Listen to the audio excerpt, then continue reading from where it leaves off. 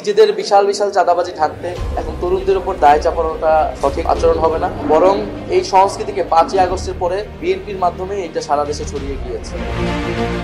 এখন নিজেদের দায় এড়াতে তরুণদের ওপর দোষ চাপানো হচ্ছে।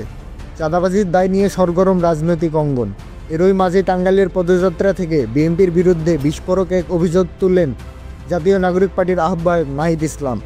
তিনি স্পষ্ট করে জানান, রাজনৈতিক দলের আয়ের উৎস যদি গোপন থাকে তাহলে সেখানে গণতন্ত্র নয়, চলে শুধু দখল আর লুটপাটের খেলা। তাদের আয়ের উৎস ও ব্যয়ের হিসাব জনগণের কাছে অস্পষ্ট। যে চাঁদাবাজির অর্থনৈতিক ভিত্তিতে রাজনৈতিক দলগুলো চলে, সেই অর্থনৈতিক কাঠামো ভেঙে দিতে হবে।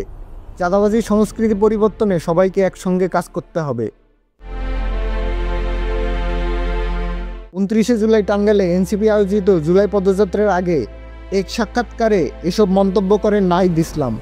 এ সময় তিনি বিএনপির মহাসচিব মির্জা ফখরুল ইসলাম আলমগীরকে নিজ দলের চাঁদাবাজি নিয়ন্ত্রণে কার্যকর ভূমিকা নিতে আহ্বান জানান। তিনি জুলাই সনদ প্রসঙ্গে বলেন, শুধু প্রতিশ্রুতি নয়, জুলাই সনদকে আইনি ভিত্তি দিতে হবে। গণপরিষদ, গণভোটের মাধ্যমে তা সম্ভব। পরবর্তী নির্বাচিত সরকারকে এই সনদ বাস্তবায়নে বাধ্য করতে হবে।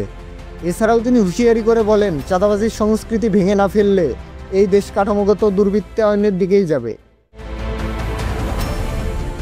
তিনি আরও বলেন, যদি নির্বাচন কমিশনের জন্য নিয়োগ কমিটি করা হয় তাহলে দুর্নীতি দমন কমিশন এবং বাংলাদেশ সরকারি কর্ম কমিশনেও একই পদ্ধতিতে নিয়োগ কমিটি করা উচিত। প্রতিটি সাংবিধানিক প্রতিষ্ঠানকে দলীয়করণ নয়, নিরপেক্ষতা বজায় রাখতে হবে। আর এই নিরপেক্ষতা নিশ্চিত করা তরুণদের বড় প্রত্যাশা। সংসদের উচ্চকক্ষ নিয়ে তিনি বলেন, উচ্চকক্ষে পার্লামেন্টারি রিভিউ, পিআর হলে জবাবদিহিতার সংস্কৃতি গড়ে উঠবে। যুক্তি ও তথ্যের ভিত্তিতে সিদ্ধান্ত নিতে হবে। দেশ ও জাতির কল্যাণে সিদ্ধান্ত নিতে হবে।